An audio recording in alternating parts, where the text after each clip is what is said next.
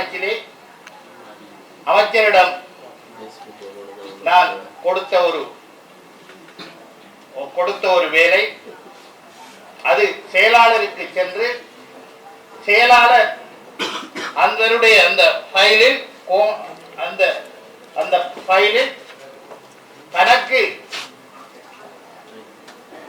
ஒரு ரிப்போர்ட் போடுமாறு தனது உதவி செயலாளரிடம், நாகரிகம் கருதி அவரது பெயரை நான் குறிப்பிடவில்லை, உதவி செயலாளரிடம் அந்த ஃபைலை போட்டு 3 மாதங்களாகியும் அந்த ரிப்போர்ட் செயலாளரது மேசைக்கு செல்லவில்லை. அந்த உதவி செயலாளரை நீங்கள் செயலாளர் கேட்ட விடயத்தை கொடுத்து விட்டீங்களா என்று உதவி செயலாளரிடம் நான் 3 தரம் போயிருக்கின்றேன். நான் போயிருக்கின்றேன்.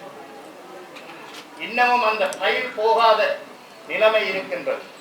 அதிகாரிகள் விடும் இந்த பிழைகளினால் ஊழியர்கள் மனம் 10 இத பிச்சை காசு எடுத்து நீ மார்கே பாசிட்டி முடிப்பது அது ஒரு காரம் ஒரு வாகனம் அப்படி ஜீப் அது கூட்டம் இந்த 10 2016 ஆண்டு 20% மாற்றுவதற்கு சேர்த்து தருவதை முதலமைச்சர் ஏற்பட வேண்டும். அதுக்கான நிதித்துறை இருக்கு, அதுக்கான வளங்கள் இருக்கு, நிர்வாகம் இருக்கு, அதுக்கான 2 நியமனங்கள் நாளைக்கு உருவாக்கப்பட வேண்டும்.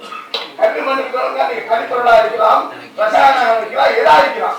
நான் நினைக்கிறேன் ஒரு ஏற்கனவே படிப்பான 3 உலகம் இந்தியாவோட 3 உலகத்துல அலுவலகம் திறந்து கூட்டப்பட்ட ஒரே சபைகளே மாறுதான் 2016 ஆண்டு இந்த 3 இப்ப முடியாச்சு. நிதி அலுவலகத்துடைய அலுவலகம் 3 இருக்குது. என்னன்னு கேட்டா நான் கேட்டேன், அது பிரச்சனை டிடிடி டாக்ஸ் 5 லட்சத்துக்கு உட்பட்ட வரி அறுவடை ஆண்டு மத்திய அரசாங்கம் எப்ப மாத்திச்சோ அந்த இடத்துல மாத்துறது 3 பிஜிம் இல்லை.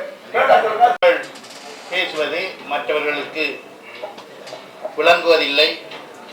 இந்த மொழிபெயர்ப்பு சாதனம் சரியாக இயங்குவதில்லை, அது குறைபாடாக இருக்கின்றது.